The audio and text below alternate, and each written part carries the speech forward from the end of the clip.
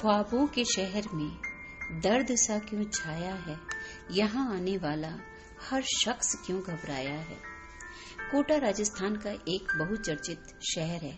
कभी अपनी साड़ियों के लिए, नमकीन कचौड़ियों के लिए, कोटा स्टोन और चंबल नदी की खूबसूरती के लिए जाना जाने वाला शहर। समय के साथ ये शहर मशहूर हुआ कोचिंग हब के लिए, और अब जब समाचारों में कोटा शहर का जिक्र होता है तो उन अबोध मासूमों की आत्महत्याओं के संदर्भ में होता है जो अपने सपने लेकर इस शहर आते हैं। निश्चय ही यह हृदय विदारक है, दुखद है, निराशाजनक है। उद्योग नगर कहलाने वाला कोटा सिर्फ भारत में ही नहीं बल्कि दुनिया भर में कोचिंग सिटी के नाम से जाना जाता है। कोटा इंजीनियरिंग और मेडिकल की कोचिंग का गढ़ माना जाता है। यहाँ पर हर साल हजारों बच्चे इंजीनियरिंग और मेडिकल की प्रवेश परीक्षा की कोचिंग के लिए आते हैं। यहाँ से पढ़ने और प्रवेश परीक्षा पास करने वाले छात्रों की तस्वीरें प्रायः हमें बड़ी बड़ी होर्डिंग्स और विज्ञापनों में नजर आती हैं। लेकिन जो छात्र सफल नहीं हो पाते हैं या प्रतियोगिता और उम्मीदों का दबाव किन्हीं कारण से सह नहीं पाते हैं, उनके जीवन की चुनौतियां चिंताजनक नतीजों की ओर ले जाती हैं। एक जानकारी के अनुसार इस समय कोटा में करीब 2 लाख छात्र छात्राएं नीट या JEE की तैयारी कर रहे हैं। ये छात्र 4000 हॉस्टल या फिर 5000 रजिस्टर्ड PG में रहते हैं। इस वर्ष लगभग 24 छात्र छात्राएं अपनी जीवन लीला समाप्त कर चुके हैं। 2015 में इस तरह की बहुत सारी घटनाएं घटी थी, तभी सरकार ने इस विषय को अपने संज्ञान में लिया था। सपनों की इस नगरी में छात्र छात्राएं निराश होकर अपना दम तोड़ रहे हैं, यह अत्यंत दुखद है।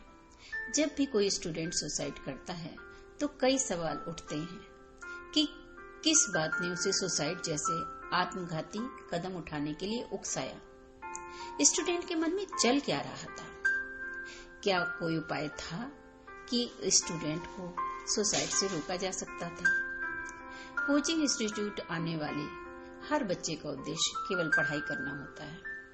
बार बार होने वाले टेस्ट में बहुत से बच्चे प्रायः अच्छा स्कोर नहीं कर पाते हैं। इस कारण वे मानसिक तनाव का शिकार हो जाते हैं।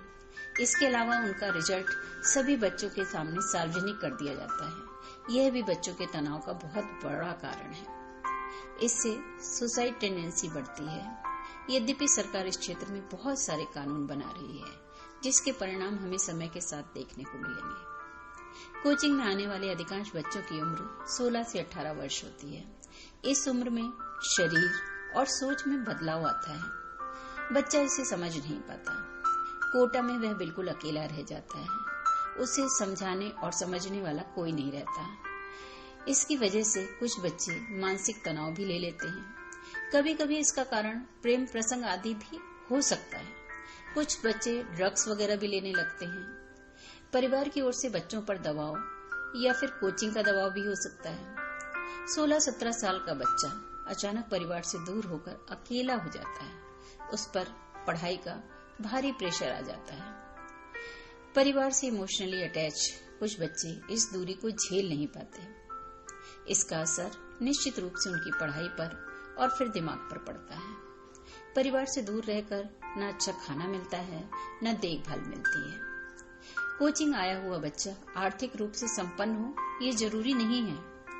सामान्य या गरीब घर के बच्चे भी कोटा में पढ़ने के लिए आते हैं, और जब वह अपने से संपन्न परिवार के बच्चों को देखते हैं तो खुद को आर्थिक रूप से कमजोर समझने लगते हैं। यह भी तनाव का एक कारण हो जाता है।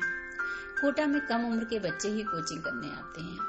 9वीं-10वीं क्लास के बच्चे कोटा में रहकर 12वीं क्लास के बाद होने वाली प्रवेश परीक्षा की तैयारी करने लगते हैं। इस बारे में कोई नियम नहीं है कि कोटा आने वाले छात्रों की उम्र क्या होनी चाहिए।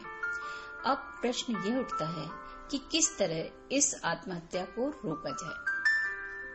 मेरी दृष्टि में इसके लिए बच्चों से ज्यादा पेरेंट्स के काउंसलिंग की जरूरत है, क्योंकि उनके दबाव में बच्चा कोटा आ तो जाता है, लेकिन जरूरी नहीं है कि मेडिकल या IIT की फील्ड उसके लिए बनी हो। बहुत संभव है कि दूसरी फील्ड में वह अच्छा काम कर सके।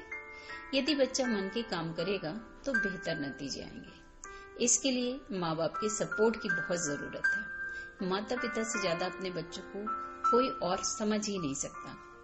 कोटा में परिवार से अलग बच्चा अकेलेपन का शिकार होकर गलत रास्ते पर चला जाता है। प्रायः यह भी देखा जाता है कि जो बच्चे कोटा पढ़ने आते हैं वो अपने मित्रों से दूर हो जाते हैं, खुद को रिजर्व कर लेते हैं। पेरेंट्स खुद अपने बच्चों के लिए सिंगल रूम की डिमांड करते हैं ताकि उनका बच्चा डिस्टर्ब ना हो। ऐसे में बच्चा अकेलेपन का शिकार हो जाता है। बच्चों के साथ क्या हो रहा है, क्या परेशानी आ रही है, इस पर ध्यान नहीं जाता। बच्चा अपनी परेशानी समझा नहीं पाता है। वो अपने मन की बात माँ बाप से कहने में डरता है। इसलिए कम्युनिकेशन मेथड को डेवलप करना बहुत जरूरी है।